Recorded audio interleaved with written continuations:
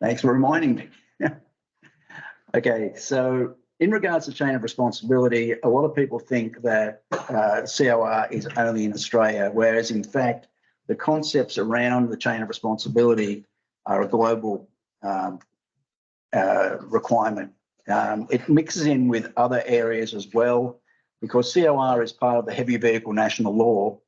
But when people are organising to bring things into Australia, you then have to look at things like safety of lives at sea, where they look at how you put things into containers, or the requirements under Safe Work Australia, where they put out documents like the safe handling of import containers, so that anyone who's organising to import products from overseas or export has to look at, well, how am I packing these containers to make sure that things are safe? So while they don't call it chain of responsibility in America or in Europe, they still have these road safety laws that we need to make sure that we abide by. Part of the chain of responsibility came into being with accidents like the Macaleese or the Coots Transport incident, where they rolled a petrol tanker down the Spit Bridge, or the entrance to the Spit Bridge. Now, that company had won a new contract to supply fuel up and down the eastern seaboard.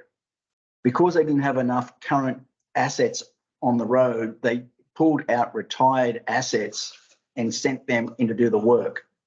The mechanic had actually said to the directors that they didn't have enough equipment and that they needed about $4 million in maintenance to get the old equipment on the road. The company was going for an initial public offering on the stock market. So what the directors said was, look, let's do the IPO. We'll get our money, we'll be able to do all the maintenance.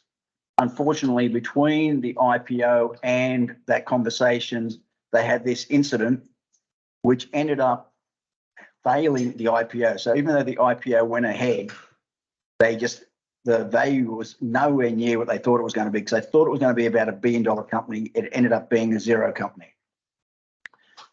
The company got fined for damages to the actual infrastructure. So they got a $100 million fine in regards to the actual damages that they had on the road. But they also got fined because when they went back and checked the vehicles, the maintenance hadn't been done. So they picked up about another $500,000 fine for that. But the fines are nothing compared to the legal costs and the loss of reputation, and in Macaleese's case, the loss of their business in total. Now, that was the Macaleese case, which was back in about 2014. This year, there was another case, and this goes back to what I was saying about how do you know that what you're moving is safe? How have you discussed it with the parties in your supply chain?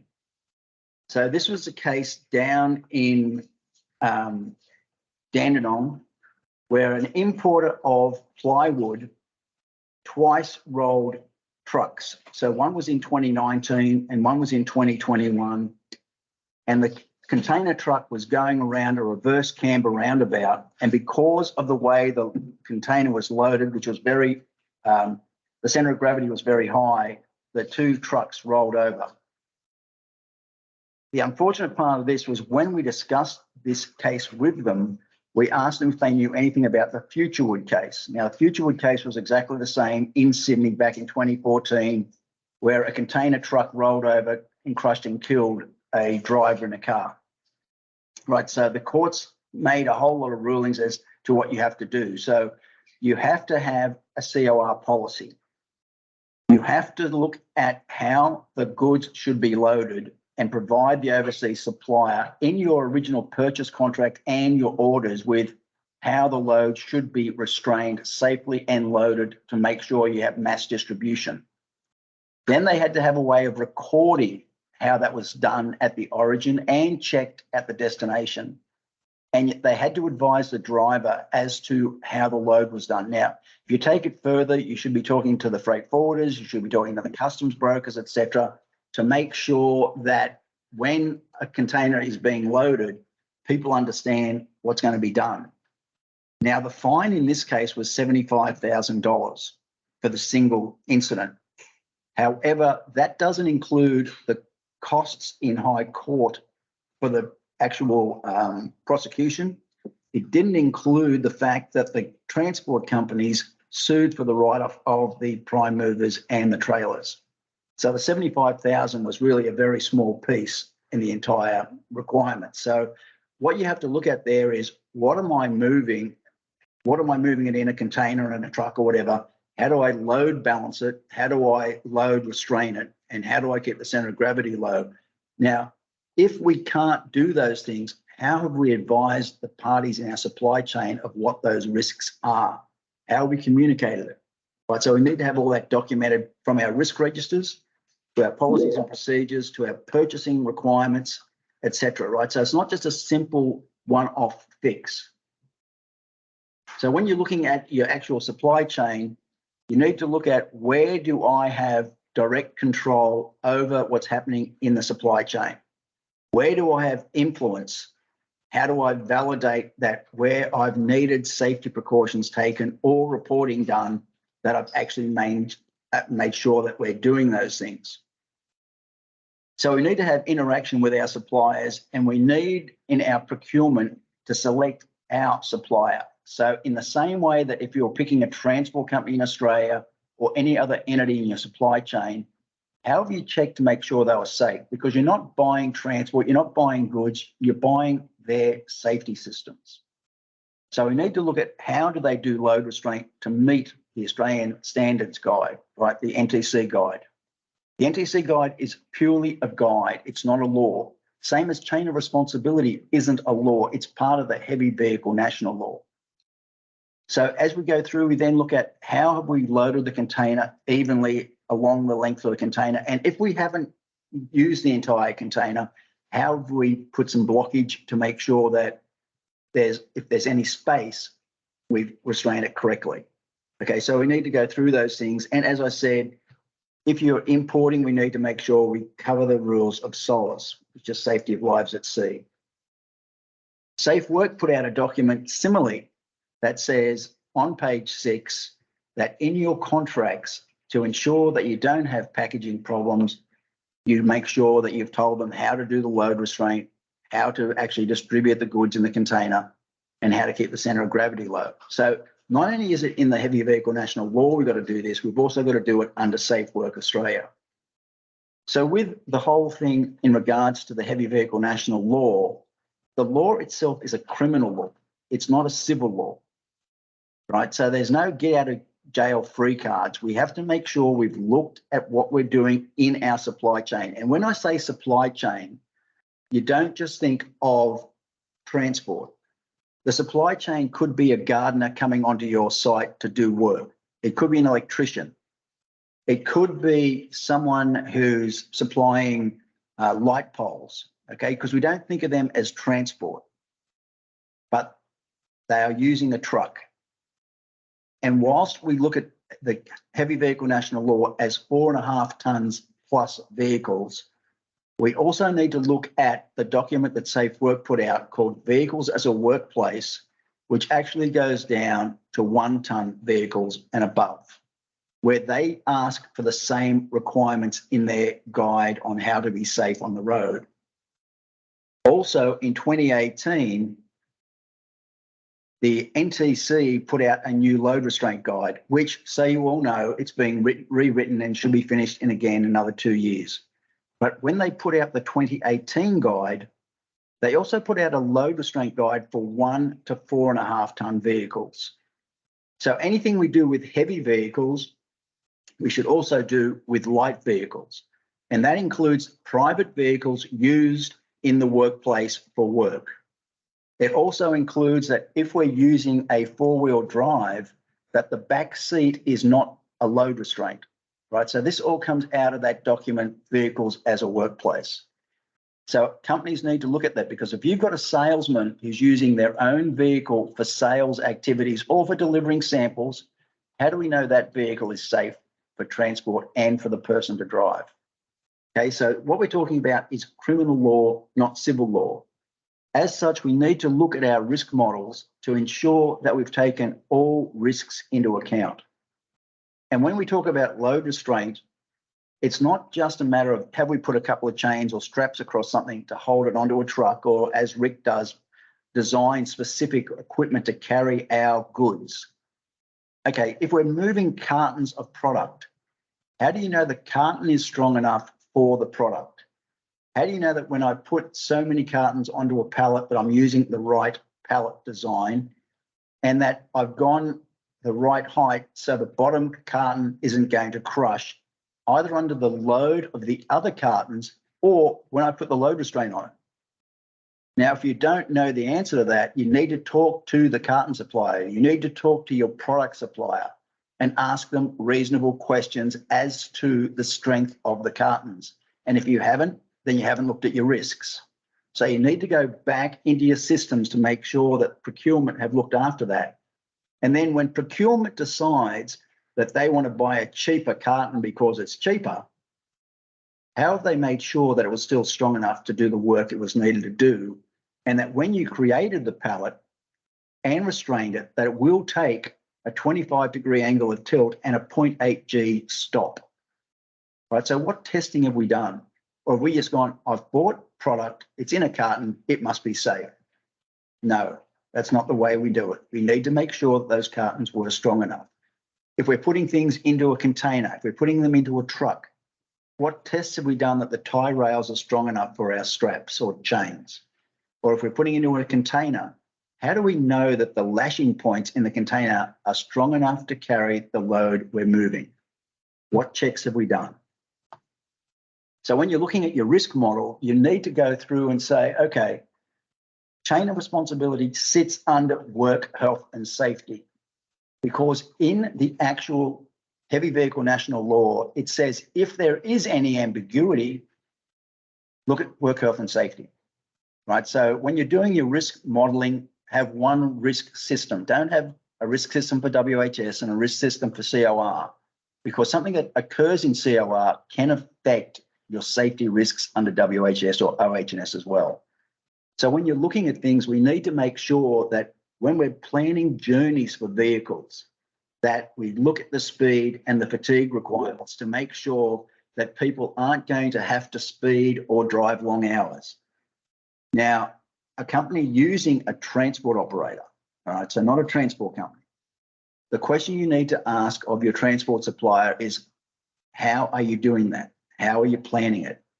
If you're in Victoria, are we following the rules of Vic Rail where we can't go near not endangered species, but people who are non-safe, people like old age homes or primary schools, things like that, right? So Vic Rail, if you're dealing with them, have set rules.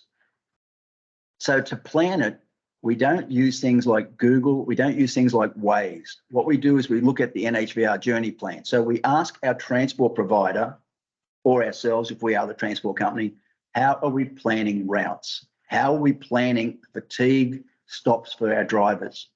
How do we know what the length of time at the origin and destination are so I can plan things correctly? Okay, so we work out a system with them. We agree the system in collaboration. So when it comes down to, if I'm picking something up at my site, how long is it going to take me to do that? How have I documented that? And then how do I measure it to make sure that I'm not taking longer? Because if I do, that could cause the driver to have to drive faster or have to drive longer. So what am I doing to make it safe?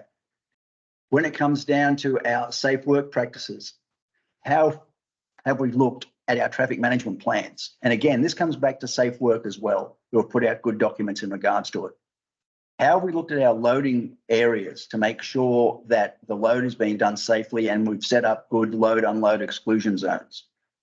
How have we made sure that the load restraint is correct? Because if we're an importer, a supplier, a manufacturer, under safe work, we are supposed to know how the load restraint should work. And if we don't, again, because Rick's online, you could always talk to companies like his where they actually work out load restraint systems. They can supply all the equipment. They can even build special chassis, special cages for your goods. So there's no excuse to say, I don't know how to do this, because there's people in Australia that can help. When it comes down to our routes, we need to make sure that the route will allow for the mass that's being transported and the dimensions. So in New South Wales, they're building a new wind farm. they decided to bring all the blades in through the port of Newcastle, going out to the upper Hunter Valley. When the blades turned up and they were 90-metre blades, it was then determined, after God knows how much planning, that we had to change rail bridges, that we had to change roads because no one had checked to make sure that the route was suitable for the load being carried. So how have we checked to make sure that's correct? How have we discussed that with our supply chain partners to make sure we're safe? When it comes to the driver, how do we make sure that the driver isn't tired, that he's in good health? And when it comes down to health, and we'll just talk about something not related to heavy vehicles, but the Dalesford incident earlier last month, where a driver who was driving a car was a diabetic type 1, ignored his warning signals, ploughed into a family sitting outside a pub and killed 5 of them. So how do we know our drivers are in good health, whether they're diabetics or whether they've got cholesterol or other problems? Maybe they've got sleep apnea. What do we know about our drivers and how are we making sure that they're safe? And then if we're picking a transport company, what questions have we asked them to make sure their drivers are safe and of good health, that they're properly licensed, that they're not impaired by drugs or anything else? What questions are we asking? And it's not the question at the start of the relationship. Yes, we ask those questions to pick the party because we're using our influence, we're using our control to deal with parties in our supply chain, whether they're transport companies, whether they're brokers, whether they're unpacked depots, whoever you've got in your supply chain. It's your influence you're using to say, I'm going to deal with those people because I've done some tests and they're safe. But then every X period of time, going back to your risk register, you'll say, hey, can you confirm all your drivers are licensed? And this could just be a simple email. Can you confirm your trucks are registered? Can you confirm you've had no incidents, right? So you might do that once every 6 months or 12 months, right? And it's a yes, no type scenario. Or you might have a meeting with them just to go through the safety and, has anything happened between us? And then every so often you'll pull one invoice out of the work that's being done. Now I'm talking transport companies, you can talk anything in your supply chain. And with that, you say, you did a job for me on this day using this truck with this driver.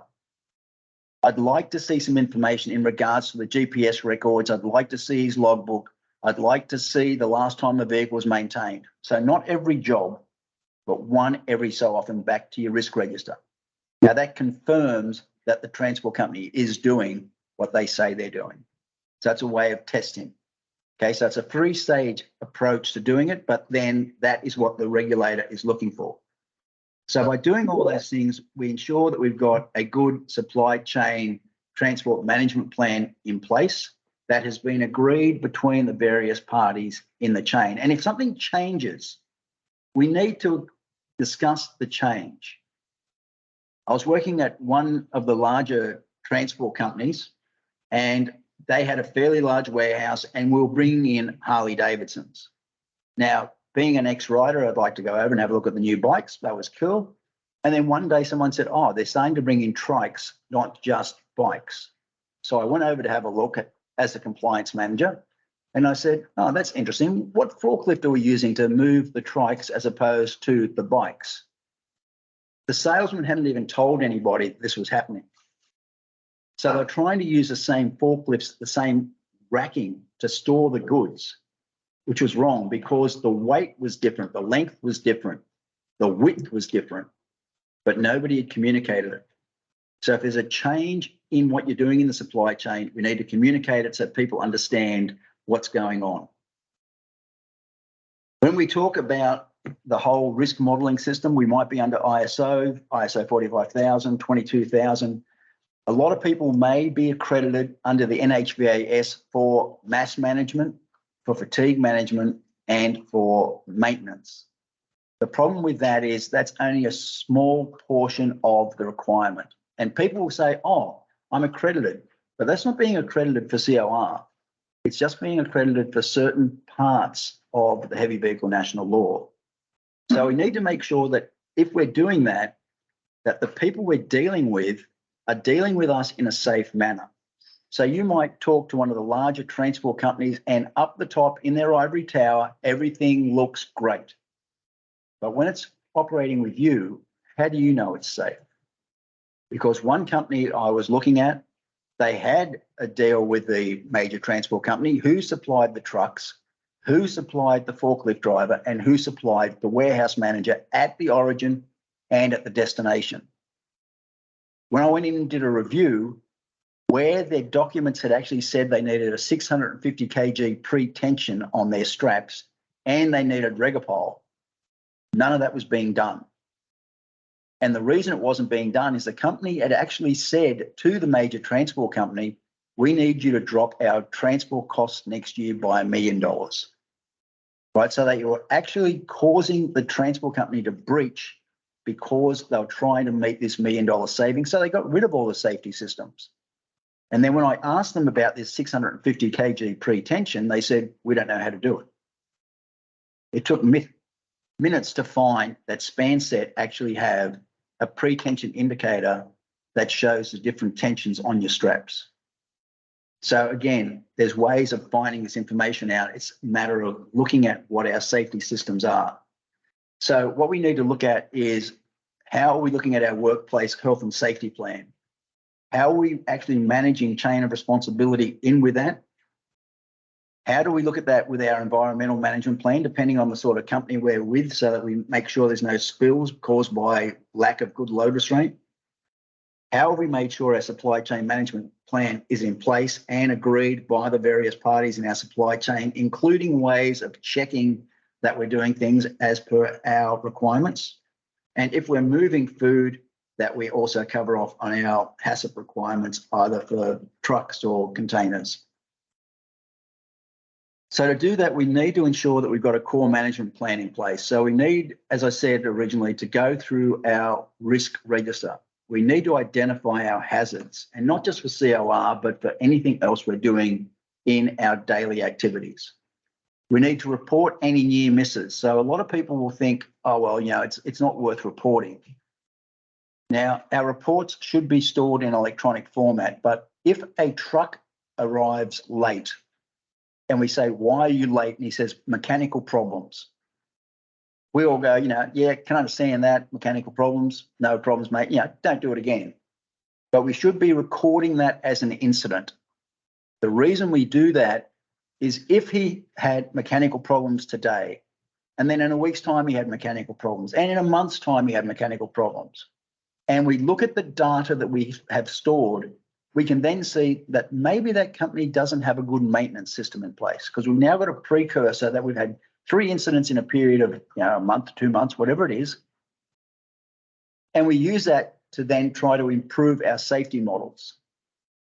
The reason I say that is Boral in South Australia got fined for willful blindness.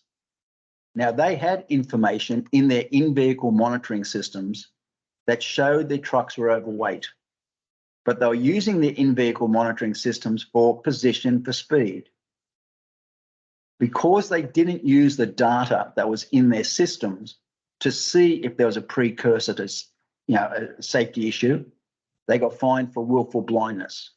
Now, that is all your systems. Now, you might have a GPS system in a truck, or your truck driver might have a GPS. Are we looking at things like driver behavior?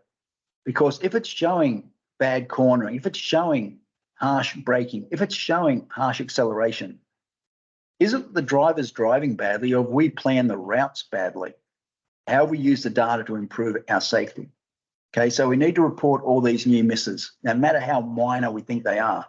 And the regulator put out a document in regards to that. And if you need that, let me know and I'll send it across to you. We need to have a way of managing our core issues with our contractors and the other parties in our supply chain. We need to have a method of interfacing with our stakeholders. And that could be from putting things up on our website to say we have a core policy, we have a safety system. You know, that could be in your regulations area or on your website, could be anywhere you want, but you communicate that we're doing things. You might want to push data to your other supply chain partners. So going back to the incidents, it could be we had an incident, we worked out how to fix it, and we're going to tell everybody about the incident, how we're fixing it, how we're keeping them safe. Or if it was with a particular transport company, you might go to your other transport providers and say, hey, we had this style of incident. This is what we expect to be done. What are you going to do to keep me safe? Right. So we have a proactive approach, and it's not with a baseball bat. It's with kid gloves. It's working in collaboration to keep things safe. So we need to have a strategy and a process in place to make sure that we've implemented our core requirements. Okay, so the core areas that we look at are mass and dimension, load restraint, speed, fatigue, and vehicle maintenance. And I'll go through those in a little bit to go through those in more detail. So we need to look at what our core requirements are, how we've communicated our protocols. If we've got key people in place, that they understand what their responsibilities are, that they've been given the right tools, because a PCBU should ensure that people have got the right tools to do their jobs safely, whether it's under WHS or under the Heavy Vehicle National Law. So when we look at chain of responsibility, we have to understand that in the same way WHS has a duty of care and a primary duty, we've got the same things under the Heavy Vehicle National Law. So we need to ensure the health and safety of workers, and workers are any people on our workplace. So again, if you go back to the document, Vehicles as a Workplace, put out by Safe Work Australia, it actually gives you a breakdown of who is included and what sort of vehicles we're talking about. So we need to be able to eliminate any risks to the health and safety of the people that work for us. And if we can't get rid of those risks, we have to minimize them and communicate the risk so people understand. So when we're talking about risk, it's not purely just, maybe a load restraint risk. It could be the risk of dealing with a supplier, the risk of dealing with a customer, the risk of using a specific type of equipment or load restraint. Have we looked at all the risks, or have we only sort of glossed over the surface? Because if we haven't looked at all the risks, then we haven't taken all reasonable steps to ensure safety. With vehicles, again, we need to have a primary duty of care to ensure the vehicles we've picked are fit for purpose. So if we're a transport company or a user of transport companies, how have we looked at what are we doing with that vehicle, where we're using that vehicle, what conditions we're using that vehicle in to make sure the vehicle is fit for purpose? So one company got fined for overmass. When we reviewed that company, everything seemed fine. The truck was the right type of truck. The trailer was the right type of trailer for the load. We couldn't understand why it was done for mass until the mechanic piped up and said he used a thinner tyre. Because the tyre wasn't the same width as prescribed by the OEM, it couldn't carry the same weight, which is why they got done for mass. So procurement tried to save money, but they endangered the actual truck driver. Right, had the same diameter, but not the same width. So we've got to make sure that we're using things as per OEM standards. So as a transport company, we need to make sure that we understand the mass and dimension and the capability of our vehicles. We need to understand that the load's secured, that the driver doesn't have to speed or drive fatigue hours, and we're doing proper maintenance. Now, when it comes down to things like mass and dimension, it's important that when we're asking or requesting for transport, that we give correct dimensions and correct mass, because otherwise, how do we securely load it if we don't do that part properly first? And in doing that, we have to have a way of testing it. Right now, you might have scales at the site. You might have a forklift with scales on it. You might ask that the truck has axle gauges, but we need to make sure that our mass is correct, because there is no tolerance. We have to make sure that what we're telling them is correct. So when we're requesting transport, we'll say things like, I need this number of products moved, this is the mass, this is the dimension of each individual item. I need it picked up here, I need it delivered there at these sort of times. Now, because we've done those reviews I spoke about in the 3 steps, we then say on our request for transport, can you do this and not breach the law? So the transport company comes back and says, yep, looking at everything you've got given me, we can do that and not breach the law. We've worked out what the route is. We know the truck's fit for purpose. We know that we've got the right number of straps and chains. Now, the concept that the truck driver or the transport company knows load restraint for your goods, that's not accurate, because what we need to do is, as the owner of the goods, we know what the load restraint should be, or we should know. And we should be discussing that with the transport company and coming to an agreement that that is what they need. So when a vehicle comes, part of being fit for purpose or fit for duty is that they've got X number of straps, chains, dunnage, reel holders, whatever else we need. But that is part of the vehicle being fit for purpose. So that when it arrives, we do a check and go, yep, the truck looks like it's in good shape. Yes, he's got the right amount of load restraint. The driver looks like he's not fatigued. Okay, let's start. Because if we start loading and then we find he doesn't have enough straps, chains, etc., and we say, right, we can't load you, offload. Now, between us, we've caused the driver to have to speed to get to the next place or go and pick up more chains. So we made the journey longer. So we've actually caused the driver to be potentially in a breach. So by having all that information in our contracts of agreement for transport or our request for the actual transport activity, we've covered ourselves off. As a supply chain party, we need to ensure that we conduct ourselves in a way, either directly or indirectly, so we don't cause the drivers to actually have to breach. So what does that mean? If we have asked for a truck to be there at 10 o'clock and our packers or loaders know that the goods aren't going to be ready at 10 but till 11 or 12, how have we communicated that back to the transport company so they could replan what the driver's doing? Or they could say to the driver, yep, get there at 10. They're not going to be ready to load to 11. So have a break, have your lunch, right? How have we discussed that? Or if the truck does turn up and all of a sudden, oh, we're going to have our lunch break now, and we make the driver wait, right? That could then cause the driver to have to speed or drive longer hours. So it's our activities or our inactivities, but it's about communicating with the supply chain parties so that we know what's going on. Now, one simple way of knowing when the trucks are going to arrive, and like I said before, you should use the NHVR Journey Planner to plan the route. But in Google or Waze, they actually have the ability to share the arrival. So if you had the truck driver actually say, I'm coming to Larry's place, and Google says, well, you're going to get there at 12:15, and we share that with the party at the other end, the origin or the destination, then they know you're coming. They can plan. Okay, so there's just simple ways we can actually do things to make things safer. When you're looking at the heavy vehicle national law, there's certain defenses that we can use, but saying you did not know and you could not reasonably have been expected to know is the actual way of defending yourself. So you've got to look at, have I taken all reasonable steps to prevent the breach? And if you have, then you're pretty well covered off, because it's not an incident, it's an accident. We've gone through things, we made sure things are safe. And maybe even though we checked the straps or the chains to make sure they'll fit, one of them broke. Right? But we did all our checks and we can show that we've done it in the past. So therefore it was an accident. So when we look at the heavy vehicle national law, we have our national work health and safety laws that are in place, and they have a hierarchy of controls for reasonable steps.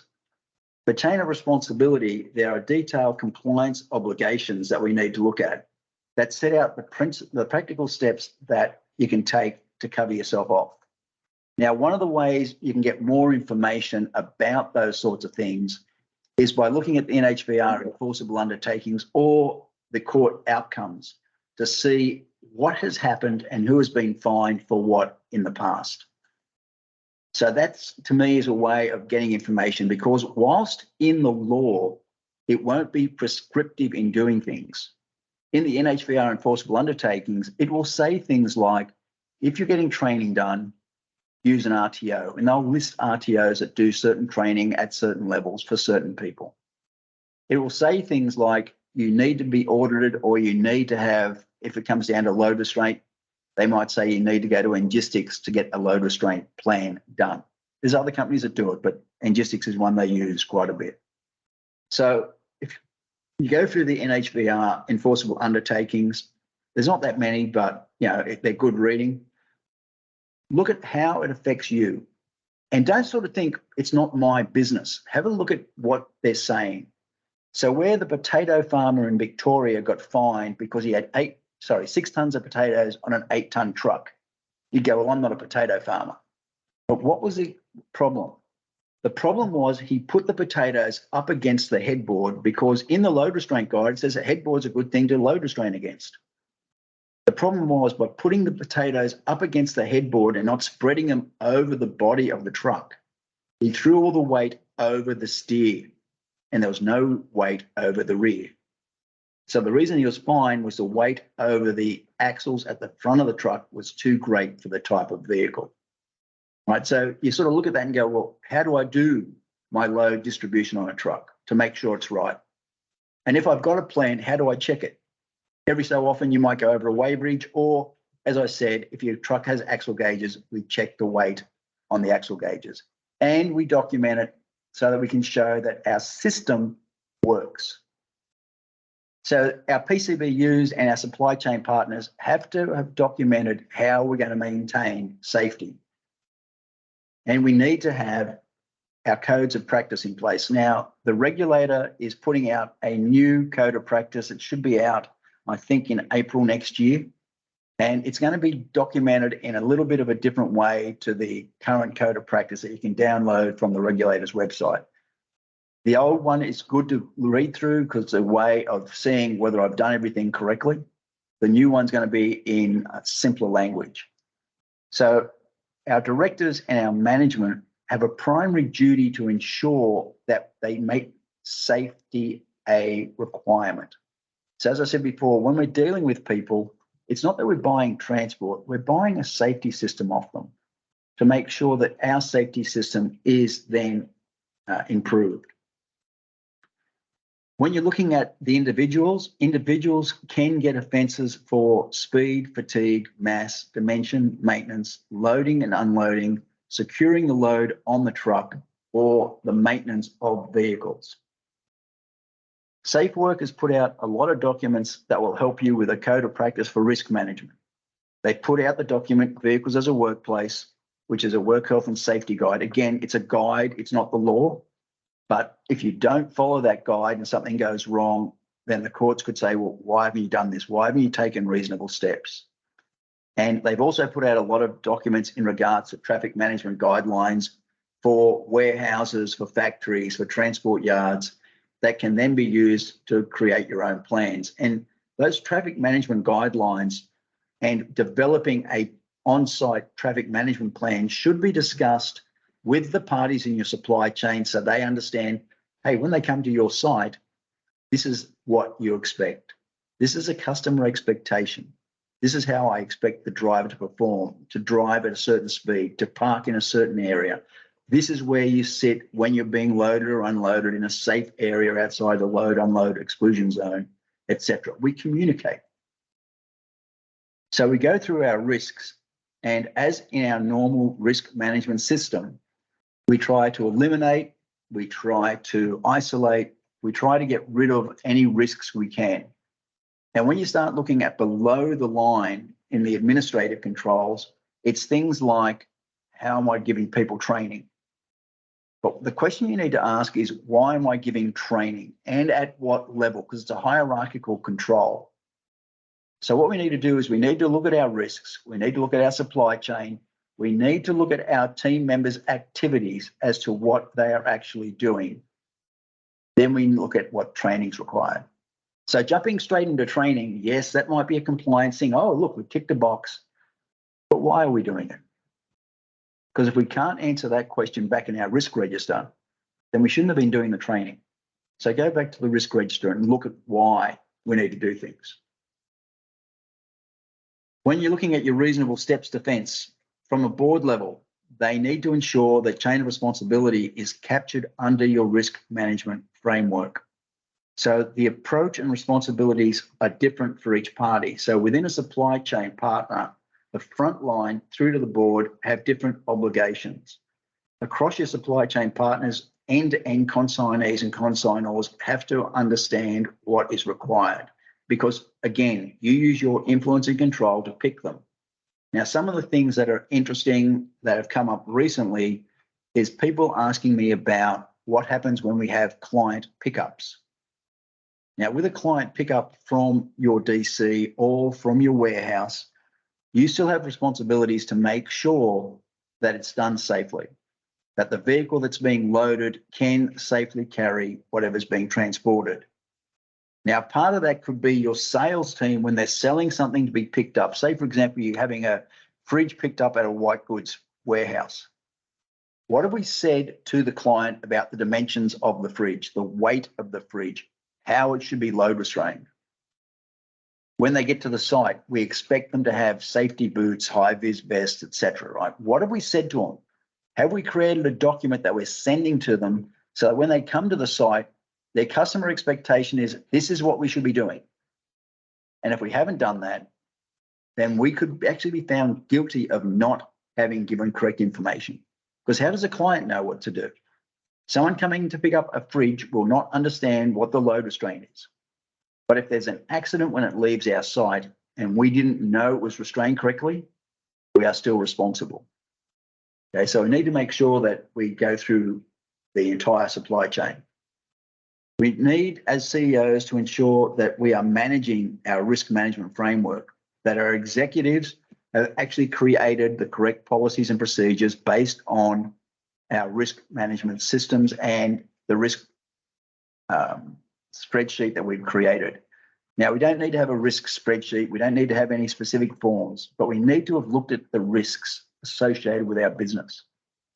Our managers need to monitor compliance with our policies and procedures, and the parties in our supply chain need to have been made aware of what our policies are and what to do if something goes wrong.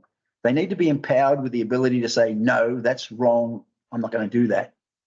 Right? So we need to make sure they're safe because those people down on the warehouse floor, they can give you some of the best information you need. I was with one client and I said, so do you have any problems? No, no problems. And the warehouse manager said, oh, except for all those returns. And I said, what returns? And again, because the cartons that they were using weren't strong enough, they were having crushed cartons of product at the bottom of the pallets. So the product was being returned. Now, part of that was the strength of the carton. Part of it was they didn't have a top sheet and corner pieces, but they hadn't looked at the safety of moving their goods around. But they didn't consider that to be a risk because no one got hurt. When you're looking at your supply chain, you've got various parties in the supply chain that we need to look at. So we've got the consigning section where you've got the consignor and the consignee, and people in those companies who are dispatching or receiving goods have to understand that when they're doing that, they are part of the chain of responsibility. But if you said that it's only the packer or the loader that is responsible, we need to look at who told the packer or the loader to do the work, because the person that told them to do the work actually is the packer and loader as well. So it might be a salesman, it might be a procurement team. How are they making sure that what they're giving instructions to the people in the supply chain, that they've understood the risks? Because transport can be divided into your four main areas. So you've got your local, your intrastate, interstate, or international. And depending on the mode of transport, you're going to have different forces applied to the products. So if you're using a multimodal load, so it might be a container coming in from China, right? How do we know that when it's put on the ship that it's safe for transport on the ship? Because we don't want our goods to be damaged, right? So there's a safety aspect, but there's a commercial aspect. How have we discussed that? Now, the company that I spoke about earlier in Dandenong, who had the rollover with the plywood, their incident register was filled with damaged product. So they'd written up all the incidents, but they hadn't taken any steps to actually reduce the risk. When we spoke to them about it, they said, but there's no international standard for load restraint for plywood in containers. Now, that was just an excuse because there is a standard for making sure that load restraint in containers is right. And also the American Rail Association has a way of doing load restraint for plywood in rail carriages. But so we need to look a little bit outside the box sometimes to see how we do things to make them safe. And again, there's systems on the internet for free, like peer-to-peer, or can't remember the other one right now, where you can actually put in your products for a container or a truck, and it will say, this is how you should load it to evenly balance out the load.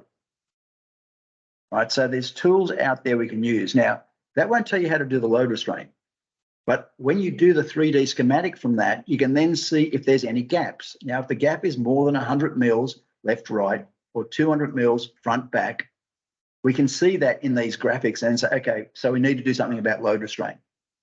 And it could just be a matter of putting a pallet between the product and the door. But again, Safe Worker put out another document in regards to falls from height with containers, where they say if we're opening a container door, we should put a chain or a strap across the actual locking bars so that when we open it, if the product has moved, it's not going to fall on our staff members. So again, if we haven't done that and we're handling containers or we're handling trucks with barn doors, why haven't we? Because Safe Work has recommended we do that to keep our people safe. So as I said, when we're talking about consigning, we've got consignees and we've got consignors, and they talk about, well, how are we doing things? Who's organising the transport? And if we're talking about the transport, well, how have we made sure that transport company is safe?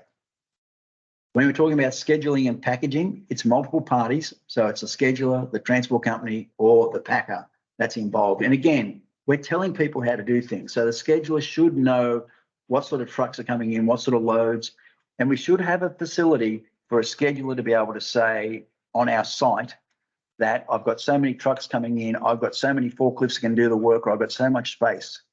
How we actually plan that out to make sure it is safe, and how we discuss that with the transport company and the packers. When we're loading, it's not the driver's responsibility to say, load it this way. We've always put it on the driver, but it's not the driver's responsibility. We should have had a plan on how to do that.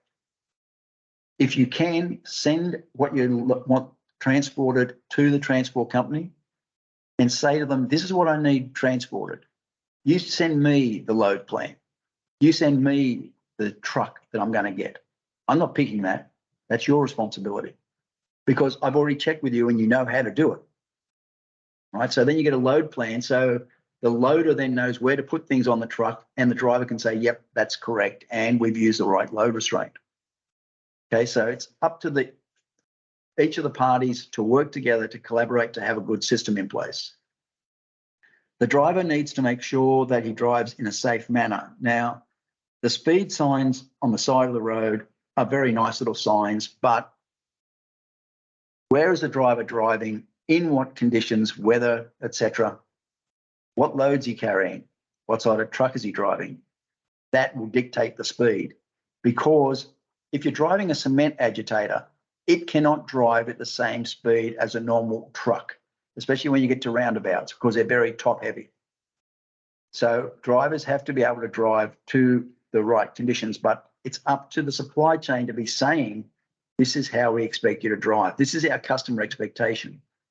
So you have some of the larger transport companies who actually speed limit their vehicles down to 90 kilometres an hour. The reason is it has less fatigue on the driver, has less maintenance on the vehicle, costs less in fuel, and it's safer, right? Now, it might take longer, but when you take all the other things into account, it's actually cheaper. When it gets to the destination, we should have told them what's coming on the truck, so they know how to unload. So they've got the right equipment, they've got the right space, they've got people who are skilled in actually unloading. So the real question is, why did this all come about? So before the Heavy Vehicle National Law came into being, all the legal liability fell on the drivers, and we still do it. We still blame drivers. I mean, a lot of the offences still, when you look at court outcomes, are on the driver. We're not going back upstream. Anybody who's on LinkedIn might have noticed yesterday that the regulator actually put out a notification they've got a new department, and that department is going upstream. So they're now looking at, well, who do I look at? Who actually caused that incident? Could there have been something done safer that could have protected us? Right, so they're going to look at things like, are we using all the data out of our GPS systems? Are we looking at how we're planning and how do we plan? If a driver is driving in a fatigued state, why? Why didn't the control tower pick it up? As a user of transport, did we ask questions like, do you have enough time to get to your next stop or your next rest place without breaching fatigue? What have we asked? Because the old way we did it, it ignored the responsibility of all the other parties in the supply chain. It only said it was a driver. And it was very cumbersome to actually go after anybody else in the supply chain. So therefore, it was very rare for parties to be prosecuted. So the reason that was wrong was the way we were acting had very little deterrent effect on people forcing drivers to do the wrong thing.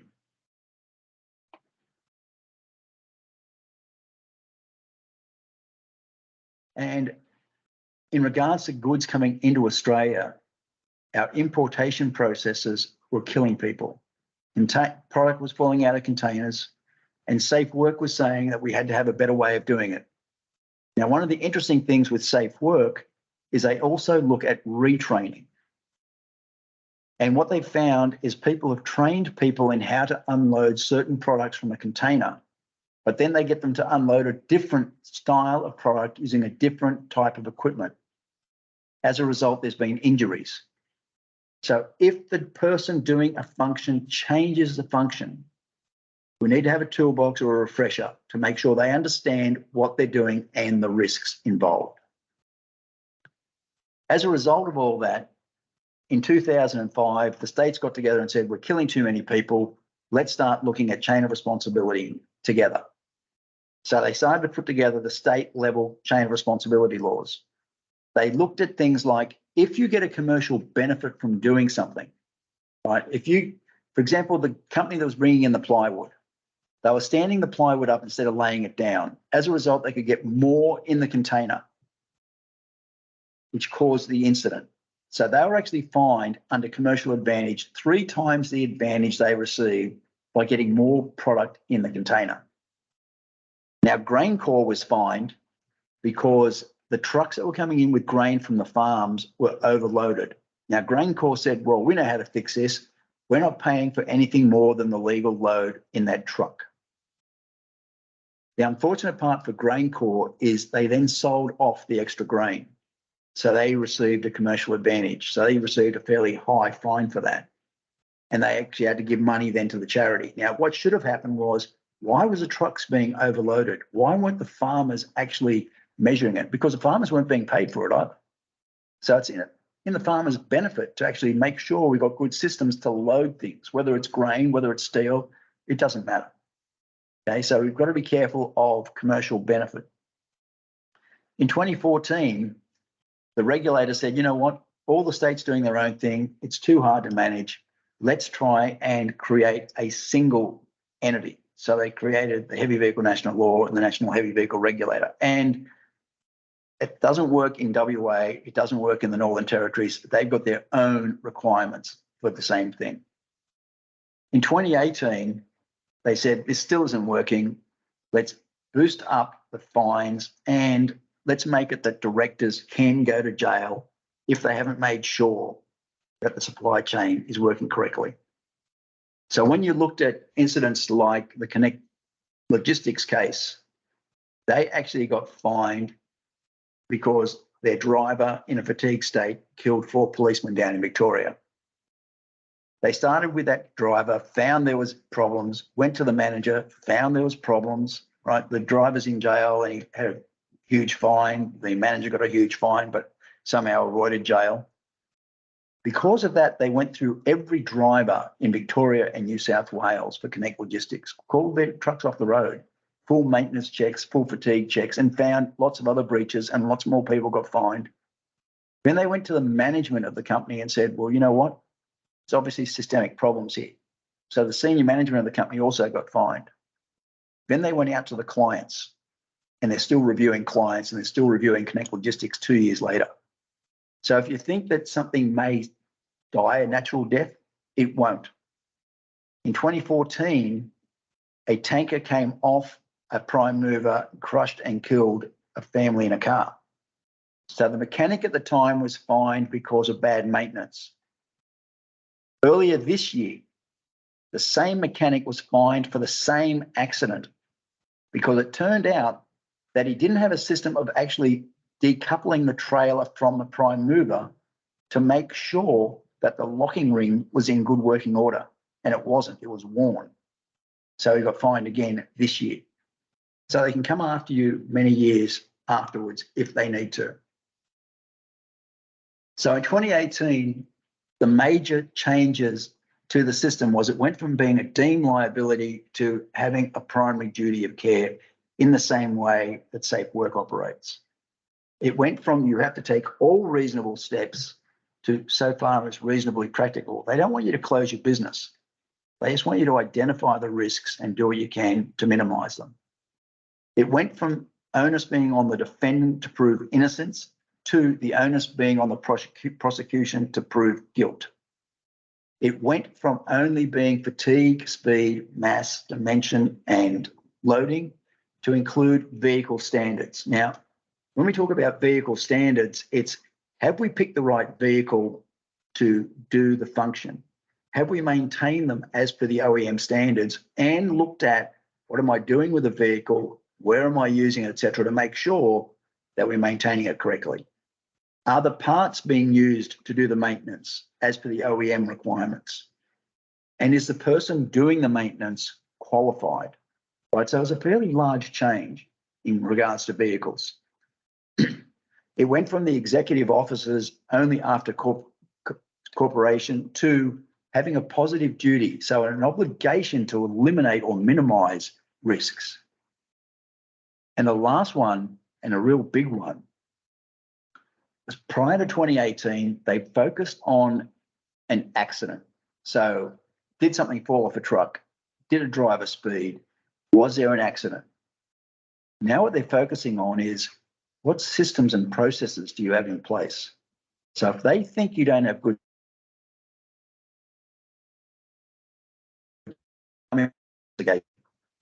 so a company in Sydney called Metro Demolition didn't have an accident, but the regulator thought that their trucks were over mass. So they went in and did an investigation, and what they found in a 3-month period, they had over 150 incidents of overmass in their trucks. Now, this is a demolition company, so they're demolishing buildings and taking it to the tip. They gave him a fine of around $3 million, which was negotiated down to $750,000. They then found that in that investigation, they had a similar number of fatigue and speed breaches. So again, a negotiated down fine. Because we're talking criminal law, EPA stepped in and said, well, it's been proven that your trucks were overweight. Therefore, all those declarations you made when you're dumping stuff at the tips was obviously wrong. Here's your fine for under declaration of weight. Then Safe Work stepped in and said, because of all this other stuff that you've been fined for, you don't have a safety system in place. So they did a review of their safety systems. So the way the different departments work is they look at what's possibly going wrong, who can possibly win in a court case. And once that happens, all the others join the party to say, hey, now we're looking at what you've done. When you're talking about penalties, the individuals can be fined, the corporation can be fined, and the fine depends on the level of the incident, same as in WHS. Now, in the Northern Territories, a truck was carrying an excavator. The excavator had buckets inside the bucket of the excavator, but not properly load restrained. One of the buckets came out and crushed and killed somebody on site, right? On site, not on the road. The driver got fined, the site manager got fined, the excavator owner got fined, the transport company got fined, the site owner got fined. And we're talking millions in jail time. So one incident can lead to multiple people being fined, or in the case of Metro Demo, one incident can lead to multiple fines. So while we talk on this page about the type of fines and the levels, they could be multiplied by the number of times that fine or that incident occurred. We cannot contract out our responsibility. Contracts are great and we put them there as a framework for how we're dealing with people. But if a contract puts responsibility onto a company or causes them to breach the law, then that contract is void under the heavy vehicle national law. So in Sydney, some of the garbage companies and the councils had contracts where they said you have to pick up so many bins in so much time. The problem was to pick up that many bins, they'd be overweight. But to pick up the number of bins to go to the tip to come back, they'd be out of time. So the contracts were actually inducing someone to breach the law. So we have to make sure our contracts are legal because we're talking about criminal matters, right? And we're talking about fines at the personal level and at the company level. Now, what's really important is if there is a fine at at an individual level, it can't be reimbursed by the company because if it is, then you're in contempt of court and you'll pick up more fines. So fines at a personal level are at a personal level, and that includes speeding fines or overmass fines for drivers. Right? So if a driver picks up a speeding fine and the company says, I'll pay that, you're actually inducing the driver to speed. We can't insure for chain of responsibility, right? So there's a section that actually says that. And what we have to be wary of is if we do have COR insurance, that will cover you to your legal costs, but it will not cover you for any fines. The liabilities of officers under this law are that we have to make sure that we've understood what our risks are and that we don't do anything to induce other people to do things. So you can't say if you don't get there by a certain time, you're going to get sacked. Right? We cannot do that. We can't conspire with people to actually cover up on parts of the law that we're doing that could be illegal. So we need to look at our offences as per the levels. So we've got minor, substantial, severe, critical breaches.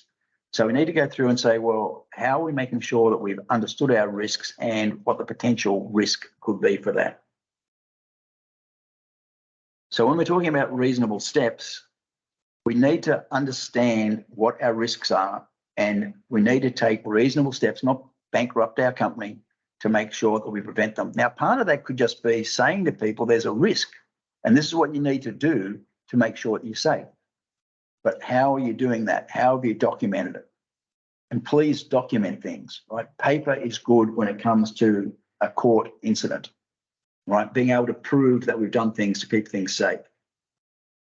And we can't say things like, as a company, we have always done it that way, right? Because all we do there is we normalize errors.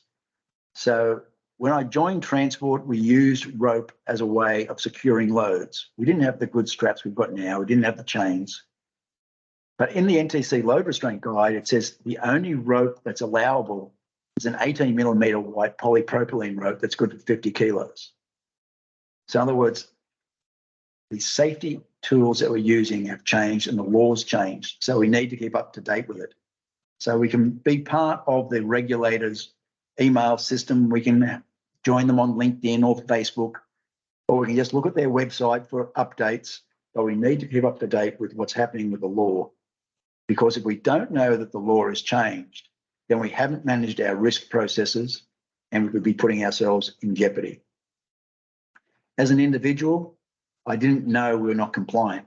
So we need to make sure people are aware of chain of responsibility and our safe work requirements. When it comes down to, I didn't want to dob in a mate, right? Typical Australian attitude, you know, don't want to make our friends uncomfortable. I think I'd rather make my friends uncomfortable in the workplace than have somebody go home dead. So we need to make sure that, you know, if something looks wrong, let's report it in a positive way. Contractors will often say it's not my responsibility or I'm not part of your workforce. Well, actually under safe work, they are part of our workforce. And we should have checked to make sure how the contractor was operating. And if we're using a transport broker, how do we know what they're doing is safe, that the transport operators are safe, that they've picked for us? Because the transport operator doesn't know who we are. So when they come onto our site, how do they know what our safety systems are? How do they know our load is correct? What have we done? So the only valid defense as part of the supply chain is I didn't know and I couldn't have known that something was going to happen because I took all reasonable steps. I looked at my risk register. I've made sure that I've done everything practical to make sure things are safe. So when we're looking at load restraint, it's how do we know that the packaging material we're using is sufficient? How do we know that our load restraint will take the prescribed standards in the NTC load restraint guide? If you haven't got a copy of the NTC load restraint guide, you can download it off the NHBR website for free, or you can buy one if you want to. And there's one there for the heavy vehicles, one there for the light vehicles. I mentioned earlier about a container that actually tipped off a truck and crushed and killed somebody. So what happened here was the importer had asked the supplier in China about load restraint. And the supplier said, I have an engineer and he's done the load restraint. When this container came in, the airbag between the two piles of timber, one on each side of the container, collapsed, causing the timber to slide to one side. As a result, the truck and container toppled over, crushed and killed the guy in the little silver car. When it went to court, the judge asked load restraint, engineer, load restraint. And the judge said, what were the qualifications of the engineer? Was he actually qualified under the Queensland Engineer Association? And he wasn't. He was a Chinese person. And that's not having a go at the Chinese, just he wasn't qualified. Then they said, how did you know that the load restraint met the requirements of the NTC load restraint guide? And they didn't, because they just assumed it was right. Now, the airbag didn't meet Australian standards. Right, so you can't sort of sit there and go, it's not my responsibility, we asked them. Because in the case of the Dandenong case, and in this case, the importer was fined as the consignor. Because the regulator can't go after the overseas party as a consignor because they've got no jurisdiction overseas. So in your use of your influence and control, you have to make sure that the parties you're dealing with are safe and they're working in a safe manner. Now, the fine in this case was $300,000. Now, that company was fined because this case, yes, the airbag collapsed, blah, blah, blah, but they couldn't prove that any container they ever imported had been safe. So they were actually fined for every container. Now, because it's a criminal case, the wife bought civil litigation for wrongful death and loss of income, and she got 3.2 million. So the fine from the regulator paled into insignificance when it came down to the fine brought by the insurance companies. So when you're looking at load restraint, we need to make sure that when we're loading a truck, it's not going to affect the handling of the vehicle, that it's not going to lead to the load being shifted or rolling over, that it's not going to allow any items to fall off the truck or create a road hazard. It's not going to make incidents worse by allowing the load to come away from the truck during an incident. Now, with that one, an example is that a truck and dog went onto a site in Brisbane and the council sent the truck away because of bad load restraint. Firstly, they shouldn't have sent the truck away. They should have made sure the load restraint was done sufficiently because they had sent a truck out on the road that was not properly load restrained. So they became the consignor. In any case, the story is that in the dog, there was a skid steer. The council objected because you couldn't put downward pressure on the skid steer to hold it into the dog. The transport company thought they were safe because of the sides and the walls of the skid steer, of the dog. But if the dog had been in an incident and had rolled over, then the skid steer becomes a projectile.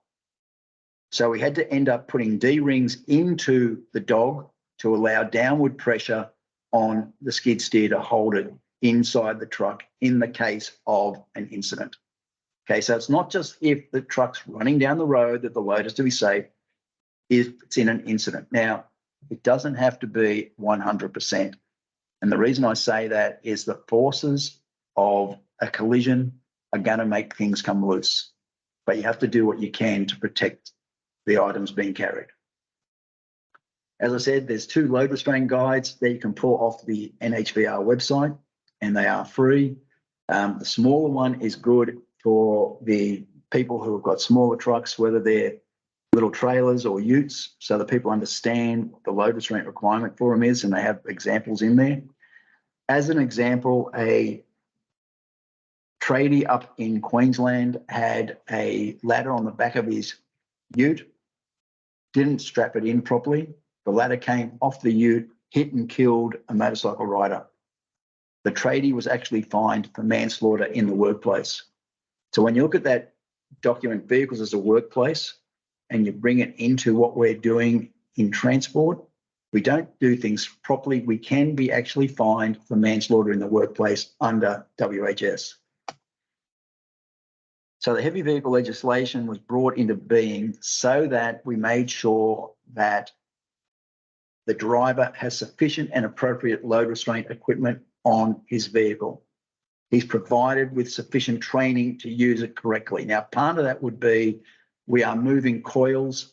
This is how we restrain them, because between the consignor, the consignee, and the transport company, we have developed a safe methodology for load restraint of those coils and where to put them on the truck, right? So the driver understands, and he's got a way of checking that he does it.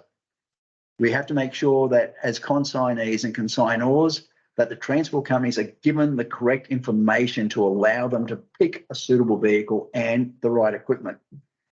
If there are any breaches in moving the goods around, we report them. We have to make sure that our product packaging can withstand stacking and restraint forces without damage or breakage. Our packers need to ensure that the methods they use for packing are safe. Now, when we're stacking cartons, it's not up to the packer to say, I'm going to put these cartons on this pallet in this pattern. He should have a work instruction on how to do that for the products to make sure he's using the right cartons, that he's using the right pattern. If we're using stretch or shrink to protect it, that they're used properly, and that if we're using banding, etc. So all that has to be in a swim. And again, maybe before the start of each day, he's given a refresher or a toolbox so he understands. The loader needs to understand what methods they should be using to actually restrain the equipment that's going on the load. They've got to understand what happens if something becomes unstable or if it moves inside a vehicle. And keep in mind, anything on a truck or in a truck is a load. Now, that could be pallets of, empty pallets after a load's been done. How are they being restrained correctly? How have we manifested those things on the truck? And I know it might sound silly, but if you put empty pallets onto a truck, that is a load. The driver should have a manifest. Okay. Similarly, if we're doing container transport and we have a container weight declaration, we need a container weight declaration for empty and for full containers, not just full containers. Right. So ACFS were fined 14 times in one night going down foreshore in Sydney, taking empties to be re-exported. The drivers didn't have CWDs. There is no form for a CWD. So that could be a driver's run sheet with the right information on it, but there has to be a CWD. The loading manager, somebody who's actually handling 5+ trucks a day, needs to ensure that correct procedures are used so that the load is secured properly on the truck. They need to check when the truck arrives to ensure the load has not shifted or become unstable due to the lack of proper load restraint. They need to report any incidents, and they need to allow drivers access to the loading areas to supervise and or participate in our load restraint processes. And the driver needs to ensure that the load is correctly restrained, and he needs to have access to ensure that when the load is put onto the truck, that it's put on in a safe manner. When we're talking about exclusion zones, again, Safe Work have put out a lot of good documents about this, but the whole concept of our load, unload exclusion zones is keeping equipment and humans away from each other so people don't get hurt. So we set up systems to do that, and we actually teach people and we give authority to the forklift driver or the crane operator to actually stop work if something looks wrong.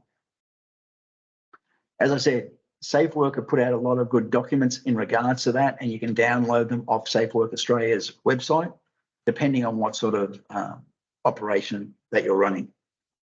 When it comes to mass and dimension, it's important that we understand the mass and dimension are accurate. There is no tolerance, because understanding what the mass and dimension allows us to have the right vehicle that's fit for purpose and to pick the right route. Because what we don't want is an excavator going through a tunnel in Canberra where it went through the other way and everything was okay, but when he was coming home, the tunnel was a little bit shorter than on the other side.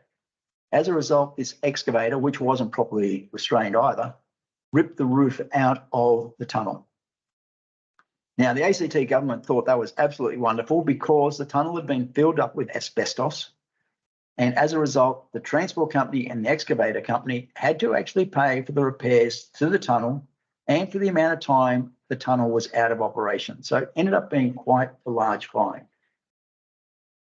So the reason that mass and dimension are important is we have to ensure that we prevent damage to state infrastructure, roads, bridges, tunnels, due to the loads that cannot fit through and where there's constraints that are greater than the design load of the infrastructure. So maybe the bridge wasn't built to carry that weight, or maybe the road was a 4.5 ton road and we sent a large truck over the road.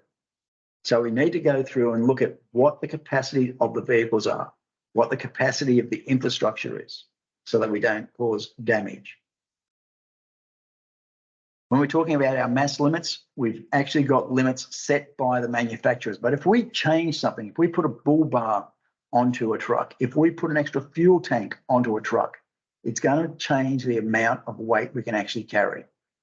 So if we're talking about a single and we're talking about gross vehicle mass, that includes the weight of the vehicle, the fuel, the passengers, and the cargo. Again, the GVM of the vehicle is in total. What we need to understand is what is the allowable weight over the various axle groups. Right? So you can put an illegal load onto a truck by having it placed in the wrong part of the truck. So we need to understand what the mass is, what the mass limits of the vehicles are to handle safely. Now, when we talk about maintenance, we talk about things like tyres being properly inflated. Now, when a vehicle is designed, it's designed to have certain tyres at a certain pressure to carry a certain weight. So if our tyres are not properly inflated, we can't carry that weight. So maintenance and the capacity for load are linked. Maintenance of tyres and fatigue are linked, because a tyre that's not properly inflated causes a driver to become more fatigued. So there's all sorts of mixed areas that we look at when we look at maintenance, fatigue, and mass. Also speed, etc. When it comes down to fatigue, again, we need to look at how are we planning our drivers' operations. And fatigue isn't just time. Fatigue can also relate to what is the cab condition like? What is the driver's health like? What roads are we driving on? What's the weather like? Is the driver suffering from mental fatigue? Has he driven that route 200 times without a break and now he's become complacent, so he has a mental fatigue? It's not just time. In the case of this Red Star incident, they killed 2 people, but in the review, they found 400 different charges were laid against Red Star. Red Star no longer exists. They picked up $1.2 million in fines. They had a loss of sales of over $5 million. When they did the investigation of Red Star, I was actually working at DHL as a compliance manager at the time. And the regulator came in and saw us because they were our line haul carrier. They did a review of DHL and they found that we actually had good systems in place. We actually were training the Red Star drivers, we were training the Red Star managers, etc., on our site because they lived on our site. We did all the weighing, we checked the trucks. The problem was they then took that information back to Red Star and said, well, you're doing it at DHL. Why aren't you doing it somewhere else? So they looked at the whole of company approach. So if you've got different divisions in your company and one of them is really good and the others are really bad, as managers of the company, why? Why is this one so good and the others are so bad? Why haven't we shared our learnings to make things safe? In regards to this Lennon's accident, and Lennon's are still working on fixing this incident, the truck left the road and crossed over onto oncoming transport. Now, when you look at that, what you can't see, because it's under where it says 3 deaths, that bridge is a dual bridge. The truck should have been on the other bridge, and he wasn't. The reason he wasn't was the driver was actually speeding and driving fatigued. The driver had previous convictions for speeding and for substance abuse and hadn't been checked. When the RMS actually investigated this truck, they found that the speed limiter had been tampered with, that he was driving under a fatigue state and under the influence.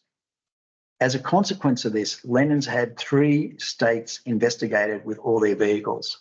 All their trucks were intercepted and pulled off the road. The regulator took all the computers, all the records, and they were all reviewed. So if the regulator comes in and wants to do a review, and they don't need a warrant to come to visit you, but they can take every record you've got. They can take all your mobile phones. They can search your emails. They can search any SMS messages that you've been sending to each other. They can check everything, and that's how they find when things go wrong. There was civil litigation still pending on this, and at the time of this report, there still were no manslaughter charges announced yet. It's still going through court. In regards to the Connect Logistics case, as I said, the 4 policemen were killed. It started off with the driver being investigated, the manager being investigated, all the drivers in New South Wales and Victoria being investigated. Then it went up to Connect Logistics Management. So there was manslaughter charges brought against the driver and the local manager who got off, but then there was multiple fines brought against all parties. Then they went back to the directors of the company and the CEOs. And if you work for a council, that also goes to one step above that, and that goes to the councillors. So whereas there's officials that work for council, there's also the councillors who direct the officials. So it goes to everybody. It then went to the clients. Right now, why that's important is Connect Logistics at that stage had all their trucks pulled off the road. So one of the risks that we have to actually look at is what happens if my transport operator has this sort of incident and all the trucks are pulled off the road.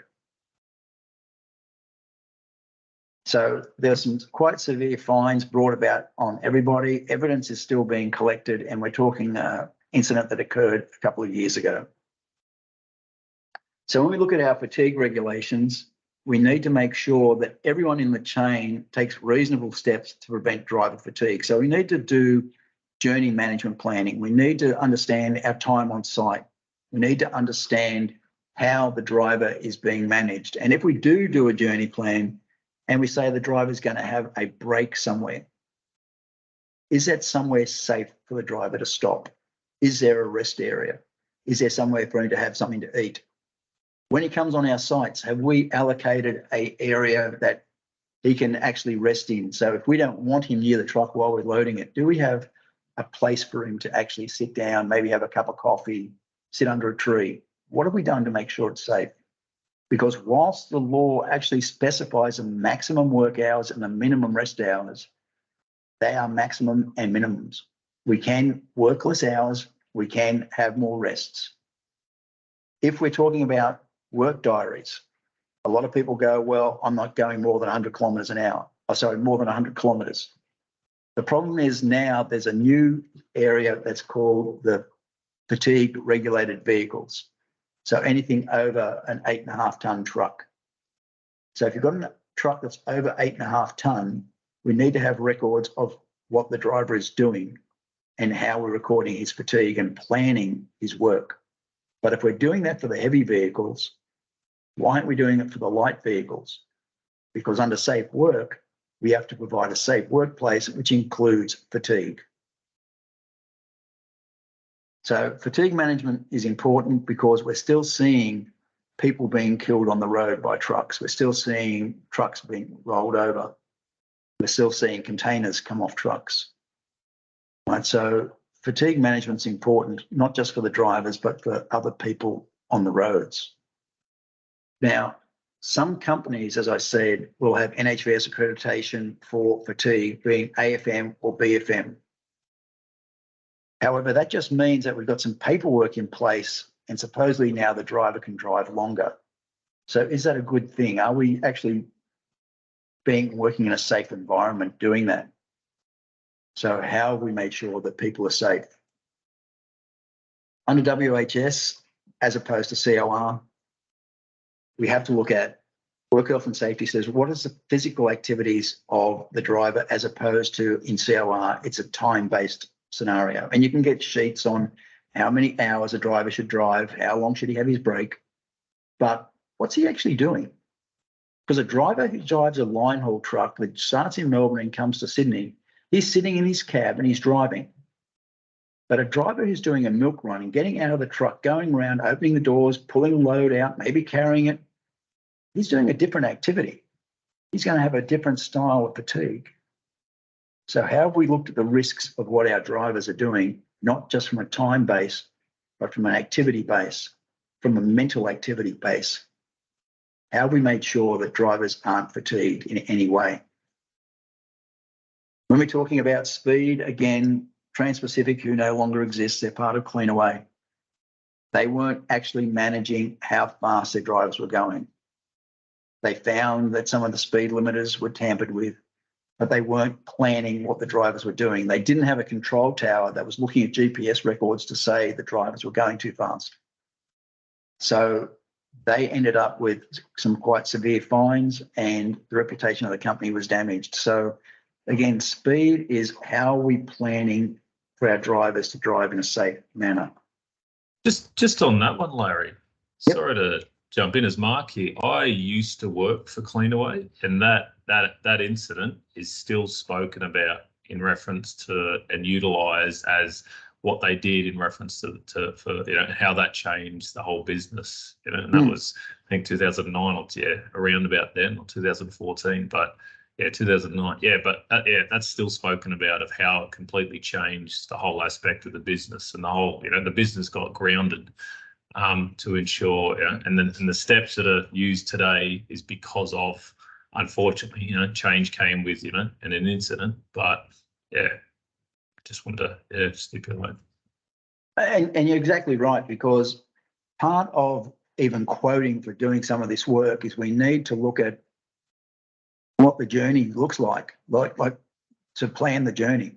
And a lot of companies don't look at that. They don't look at what time on site requirements are.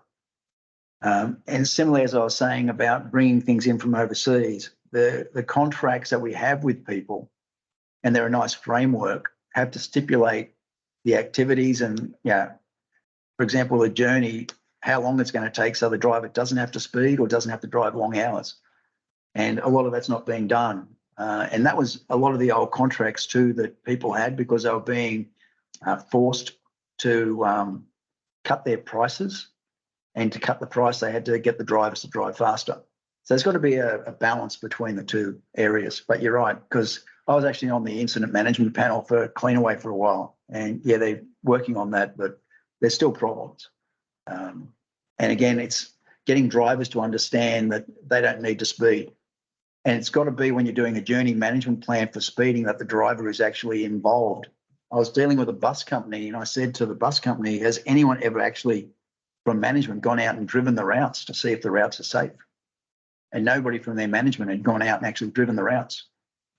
And then when I checked the bus timetable, because I was doing private school bus pickup and drop off, there was no way that you could have actually made the timetable they had published. So there are a lot of problems still, and people just have to look at, well, what speed or what length of time is required for a particular activity. So yeah, you're right. Cleanaway's done a lot of work in regards to that. Thanks, Mark. In regards to speed regulations, again, we have Australian road rules and we have the heavy vehicle national law that says drivers shouldn't be forced to speed. And again, we can use our GPS records to track that, but we should plan what the driver's going to do. We should communicate that with the drivers. Now, if we need to speed limit the vehicles, we should have speed limiters on them. And then we should have that as part of our maintenance record, that the speed limiter will also be checked, because sometimes those speed limiters are put on as aftermarket systems. So again, what does the maintenance of your OEM actually cover off? And do we need other things maintained? And as I say, it could be speed limiters. It could even be the GPS systems to make sure they're working correctly. It could be that if you've got a crane on the truck, that it's actually maintained separately. So how have we actually kept our maintenance records intact? So the speed restrictions are important because speed leads to accidents, and low-level speeding amongst heavy drivers is much more common than extreme speeding. But regardless, trucks take a lot longer to stop than cars. So we have to make sure that the drivers don't need to speed. As I said, when it comes down to maintenance, the reason maintenance was brought in was because companies weren't doing the maintenance on vehicles correctly. So again, how did we pick the vehicle to start with to make sure it was fit for what we want to do with that vehicle? Right, you just don't go out and you don't just buy any prime mover and any trailer and go, yep, I'm right. Like if we're carrying steel, it's very different to if we're carrying livestock, and it's very different to if we're carrying sand, right? Different vehicles do different jobs. So how we identified what work we're going to do to make sure the vehicle is fit for purpose, and then how we discuss with the supplier what the maintenance requirements are, right? Because yes, there is a book. Like when you get your car, it's got a book in it that says, this is how I'm going to maintain my car. You're going to get it maintained at this number of kilometers or this length of time. But if you talk to the actual supplier of the vehicle and say, I'm going to do this with my vehicle, maybe your brakes are going to be needed to be maintained more often. Maybe your suspension will, because you're carrying heavy loads over rough areas. But again, let's go back to another area. We're getting information from our GPS about harsh braking, harsh cornering, harsh acceleration. Well, if we're harsh braking all the time, maybe our brake pads and our suspension need to be maintained more regularly. If we've got bad cornering, maybe the tyres need to be looked at more regularly. So again, using our data, we can have an input into how to make things safer. This is the incident I mentioned about the petrol tanker that came off and crushed and killed the people in the little red car up the front, and the fines are still coming through. So even though that accident was back in 2014, there's still things coming through. So how do we make sure that the maintenance on our vehicles is done correctly? In this case, which was in Adelaide, the driver actually complained that the brakes in the vehicle were faulty. The director manager of the company got in it, drove it around, said there's nothing wrong with this truck. The driver was coming down a hill into Adelaide, and where the two policemen are standing in the bottom picture, there was a car parked with a family in it. The driver opted to hit the telegraph pole and not hit the family. The driver died, and as a result, the manager of the company was actually sentenced to 12 years in jail and $500,000 fine. The director then took the matter back to Supreme Court and said he thought that it was totally wrong what he received. After deliberation, the judge actually agreed with the director that it was inappropriate, and he spent another 3 years in jail. Vehicles as a Workplace is a good document for everybody to download, and I'd suggest you do that. That's on SafeWorks website in Queensland, South Australia, and New South Wales. Again, it's a guide, but it's got some very good information in it as to how to analyse the risks of using vehicles in your workplace. So when you're looking at your manufacturer's service regime, there is a standard regime but it's not always perfect, right? So even when you look at the regulator's website, they've got things in there, but it doesn't cover off on what your vehicle is doing or what your vehicle requirements are. So you need to have a look and see, well, what are the road conditions I'm working on? What's the weather I'm in? Have I had an accident before? What are the manufacturer's requirements? What's the age of it? How am I making sure that I'm doing maintenance correctly? And one of the things I posted on LinkedIn a couple of weeks ago was I kept asking people, how do you know what the strength of a headboard on a truck is? Because you're putting a load up against that headboard. How do you know how strong it is? Now, there's a European standard for that. There's no Australian standard. So we can look at the European standard and say, okay, well, I can use this standard to at least create a framework for what I'm doing. The consequences of our poor maintenance are the assets might fail, people may be killed or injured, the assets are less efficient and more costly. If they're not maintained properly, then maybe they're not going to be there to earn you income. Now, the regulator has always pushed for a pre-start check of all assets. And a lot of people do that on a paper-based system. I'd recommend that you look to go to an electronic-based system with whoever's providing you other GPS or in-vehicle management systems. If they haven't got one, then look at something like Hubfleet or DigiClip or somebody who can give you an electronic system. Now, for those of you who run trucks, the regulator is going to be recommending in April that you do a post-drive check. The reason for the post-drive check is so that the mechanic can be aware now, after the day, what's wrong with the vehicle. So a scheduler will know that I can't use that vehicle because maybe there's something wrong with it through the post-drive check. So therefore, you can plan in advance what's going on so you can communicate with your customers so they understand that maybe the load's going to be delayed because the vehicle's not fit for purpose or fit for duty. So you're improving your customer expectation. Okay, so I'd really suggest that you do a post-drive. It's not part of the law. It's just a recommendation to make things safer. Because if you don't, you could lose your contracts or your opportunity to become a viable supplier. And it helps you to take steps to prevent hazards in your vehicle. So the reason, again, that I say use an electronic system, not a paper system, is an electronic system can show you that maybe there's a systemic problem coming up and you could get a precursor to something going wrong with the vehicles because it happened last week, this week, and in a month's time. Using paper documents, you can't see that so easily. So electronic systems for that are much better, as long as that system has a way of analysing the data. Now, you might pull it down and put it into an Excel spreadsheet or something. A lot easier to get the software company to do it. Get a better return of investment from your software provider. So when you're looking at your breaches, right, you've all gone through under your work health and safety. You've looked at hazards. You've looked at incidents in your areas. So the hazards could be, a driver's about to depart the depot and you see that the load isn't restrained. So you stop him and you get him to fix it. Or the loader has finished loading a single heavy item onto a vehicle and they've loaded it on one side of the vehicle. And I've seen that where companies will say, just load on the left or right-hand side, because when I get to the destination, maybe they can't handle the load the way it is. Well, the trouble with that is you're going to have the load unbalanced. Or you check a load plan and notice that the total mass is greater than what the vehicle mass is. So again, when the vehicle turns up, you need to be able to check that he can carry your mass. Now, if you don't know what the vehicle can carry, or if the driver says he doesn't understand, you can use the NHBR Rego Checker, which is a free app, and you can take a photograph of his number plate and it will tell you it's registered and it can carry this much weight. Right now, again, you could use that as part of your accounts payable system, right, to check if a transport company is operating safely.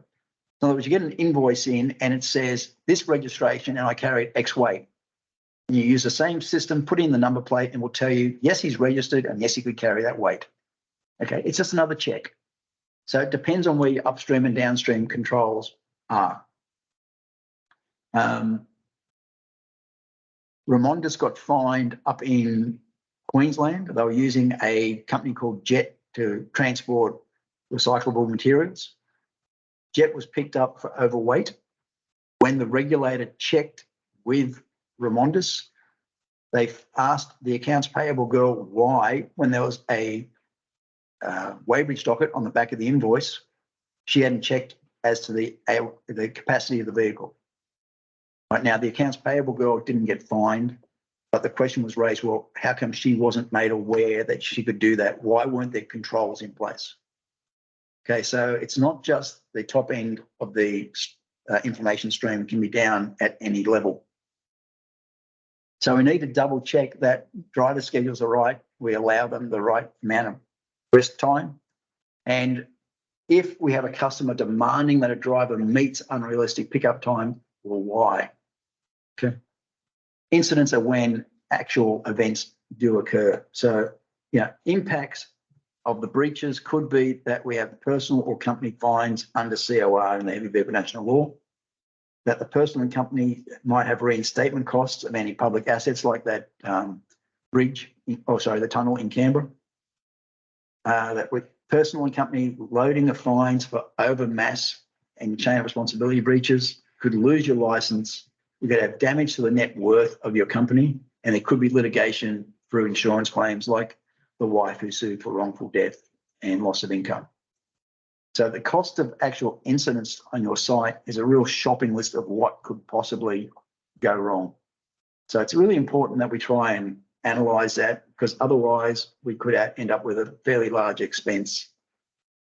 So breaches of chain of responsibility, really it comes down to not just on-road incidents, but off-road incidents as well. And we need to actually be able to report these to management and say to management, we've had incidents, we've had potential near misses.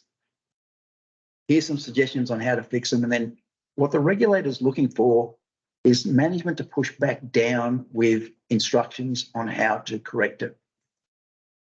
When it comes to training, and some of these codes are a bit old, again, my recommendation is look at the risks in your business. Look at your supply chain.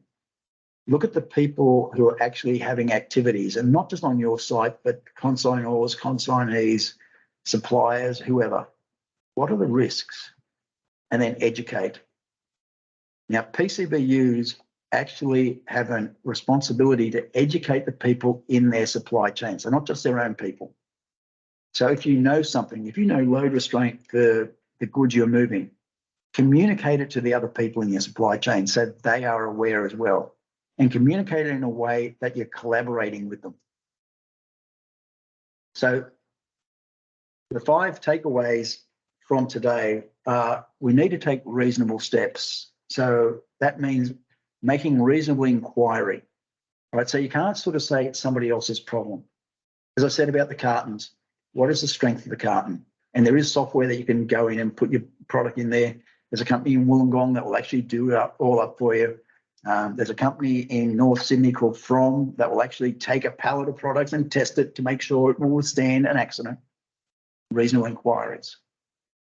Don't compromise yourself or the organisation's systems, because if you do, you're going to be compromising everybody in your supply chain. By doing the wrong thing or doing nothing, you expose everybody to danger. Make sure you've got good policies, procedures, tools, and accredited training to comply with the laws so you can demonstrate reasonable steps. And the problem with having policies and procedures, they're great, they're a book and you use them for a doorstop. How have you implemented that into your business? How have you implemented the training into your business? How are you doing refresher training or toolbox sessions to keep people abreast of what's happening? How have we looked at incidents outside our organisation that could relate to our organisation and say, oh, they do the same sort of work and they have that problem. How am I making sure I'm safe? And you need to take a systematic approach to preventing problems and improve your business and your activities. So we need to look at chain of responsibility as really a cultural change in our organisations that can actually lead to business benefit by ensuring that we don't have costs of the incidents occurring, which could end up being very costly. But again, what we're seeing a lot of is companies being asked for accredited CoR systems by upstream partners.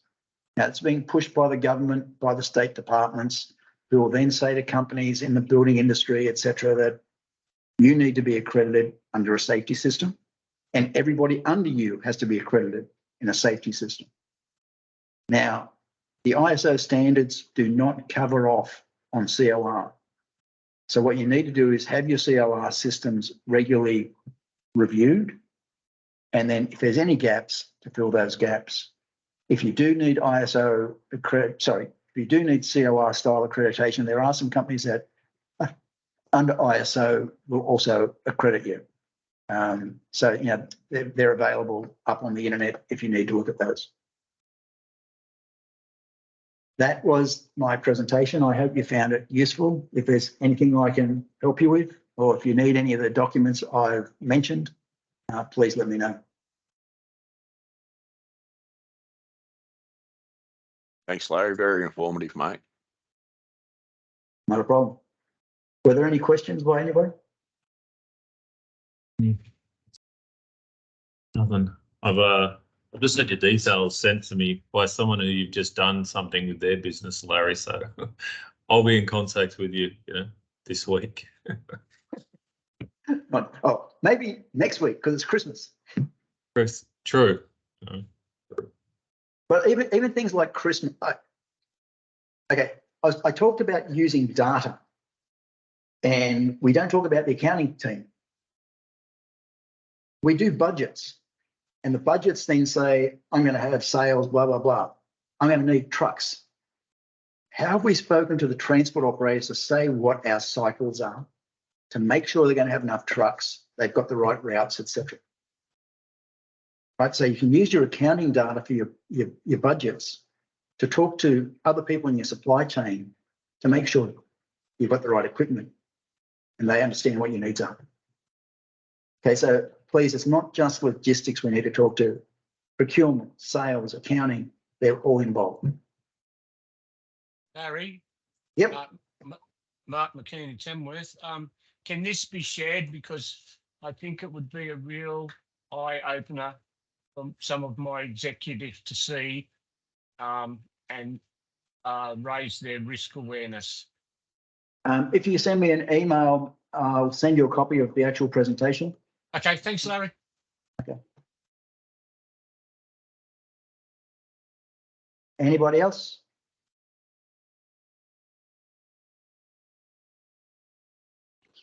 Hi, Larry, it's Sharon here. I'm just wondering, does your company do the accreditation to CoR systems?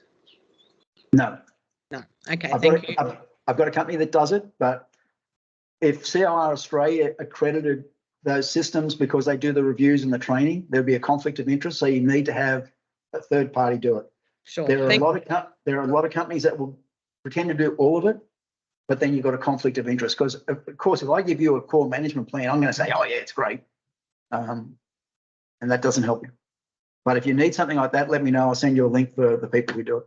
Good on you. Thank you. Okay.